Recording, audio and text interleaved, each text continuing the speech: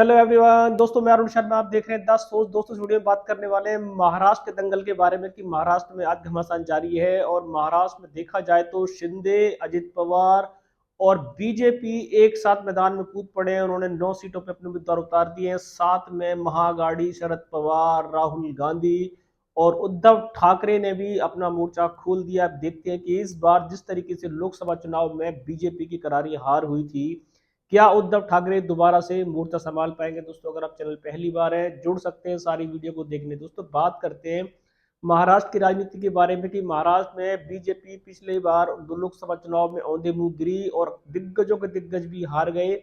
इस बार उन्होंने अजित पवार को, शिंदे को और इस बार बीजेपी की महापरीक्षा जारी है।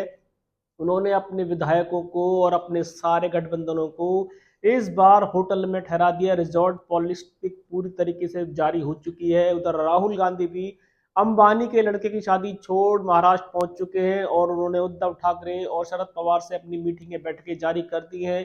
उनका कहना है कि उपचुनाव में भी इस बार बीजेपी को औंधे मुंह गिराएंगे। या इस बार बीजेपी की क्या हालत होगी तो बीजेपी जानती है। पर महागाड़ी ने भी बड़ी बड़ी हुंकारें भरी हैं और इस बार उद्धव ठाकरे शरद पवार का दूसरा अग्नि परीक्षण कह सकते हैं। बीजेपी ने इस बार पूरी जोर आजमाइश कर दी है और अजित पवार, शिंदे और बीजेपी की इस बार अग्नि परीक्षा जारी है, क्योंकि बीजेपी लोकसभा चुनाव में जो औंधे मुंह गिरी थी उसका भुगतान इस बार वो भरने की तैयारी कर चुके हैं। और वो कह रहे हैं कि 9 की 9 सीटें वो निकाल के ले जाएंगे और उद्धव ठाकरे, शरद पवार और राहुल गांधी को एक भी सीट नहीं निकालने देंगे। ऐसा अजित पवार, शिंदे और बीजेपी सरकार के गठबंधनों का कहना है। अब देखते हैं कि महाराष्ट्र की रिजॉर्ट पॉलिटिक्स में कितना दम है। क्या नेता जो होटलों में दुबक दुबक के बैठे हैं उससे बीजेपी इस बार अपने नेताओं को रोक पाएगी। क्या शरद पवार भटकती आत्मा को जो मोदी जी ने नाम दिया था वो इस बार आत्मा का जादू कायम रहेगा। उद्धव ठाकरे अपनी शिवसेना की कमान को जो दोबारा से लेके चले हैं उस पर कुछ बढ़ोतरी होगी। और राहुल गांधी का इस बार जो पूरा भारत भ्रमण में थोड़ा सा उनका लोक विचार बढ़ा है, जनता पसंद कर रही है। जिस तरीके से यूपी के दंगल में उन्होंने दाव ठोका था, क्या महाराष्ट्र में लोकसभा चुनाव के बाद उपचुनाव में भी महागाड़ी आगे रहने वाली है? ऐसा भी समीकरण बनता नजर आ रहा है। पर बीजेपी ने साफ कह दिया है कि वो लोकसभा चुनाव था, उपचुनाव में बीजेपी खटिया खड़ी बिस्तर गोल करके रख देगी और किसी भी सूरत में उपचुनाव में महागाड़ी शरद पवार, राहुल गांधी और उद्धव ठाकरे को मैदान में नहीं आने देगी।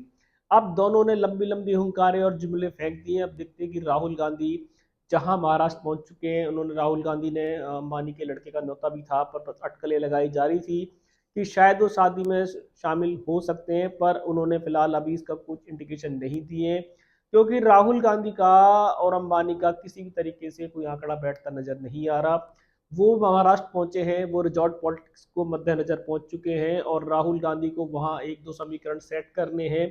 अब इसके चलते शरद पवार के साथ उनकी काफी सारी बैठकें हैं, इसलिए राहुल गांधी महाराष्ट्र में पहुंच चुके हैं। और अब राहुल गांधी का अंबानी की शादी से कोई लेना देना नहीं बताया जा रहा। और इस जो आज इलेक्शन की जो घड़ी आ चुकी है, इसमें शरद पवार की घड़ी क्या वास्तव में पास होगी या जो घड़ी अजित पवार छीन के ले गए थे वो भी धराशायी होगी, क्योंकि शरद पवार ने लोकसभा चुनाव में बीजेपी को कड़े तेवर दिखाए थे। अब शरद पवार की दूसरी अग्नि परीक्षा है कि क्या बीजेपी को भी वो उपचुनाव में हालत पस्त करने वाले हैं। ऐसा दोनों अपना अपना प्लान बता रहे हैं। अब महाराष्ट्र की रिजॉर्ट पॉलिटिक्स में कितना दम है, क्या महाअघाड़ी इस बार उपचुनाव में मात खा जाएगी या बीजेपी अपनी पूरी रणनीति जो उन्होंने इस बार चेंज की है वो उसमें कितना कामयाब होंगे। क्योंकि बीजेपी जोड़ तोड़ की राजनीति में बड़ा सक्रिय रहती थी, पर जब उनको लगा कहीं उनके विधायक वगैरह ना टूट जाए, उनकी पार्टी में दरार ना आ जाए, दुनिया को तोड़ने वाली पार्टी को खुद अपनी पार्टियां तोड़ने का डर नजर आ रहा है। और उन्होंने सबने अपने अपने नेताओं को होटल में चाय नाश्ता और ऐशो आराम की सारी मोहलतें करा दी हैं। आज का इलेक्शन अब आने वाले समय में किसके फेवर में जाएगा, क्योंकि महाराष्ट्र में पिछली बार सियासी दम शरद पवार ने दिखाया था, उद्धव ठाकरे ने दिखाया था, शिंदे ने तो इस्तीफा तक दे दिया था। जिस तरीके से वो सरकार के साथ खड़े थे पर सरकार की सीटें लाने में नाकामयाब रहे थे। दोस्तों फिलहाल महाराष्ट्र की रिजॉर्ट पॉलिटिक्स में आज हुंकार भरती है। अब दोनों दोनों पार्टियां अपने अपने लंबे लंबे जुमले फेंक रही हैं। वो कह रही हैं कि इस बार हम बीजेपी को मैदान से साफ कर देंगे। बीजेपी कह रही है इस बार सारी की सारी सीटें हम ले जाएंगे। अब राहुल गांधी वहां पहुंच चुके हैं। अब देखते हैं कि राहुल गांधी क्या समीकरण क्या सेट होगा।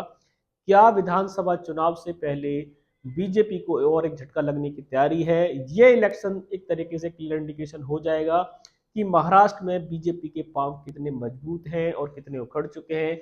उसके बाद ही मोदी जी और अमित शाह नड्डा मंथन करेंगे, अगर ये हार कुछ बीजेपी को साथ देती। दोस्तों, इस रुझान पे नजर बनाई हुई थी कि महाराष्ट्र में रिजल्ट पॉलिटिक्स दम भर रही है और अब इलेक्शन की डेट आ चुकी है। अब इस पे कौन कितनी बाजी मारेगा, इस रुझान पे नजर बनाएंगे।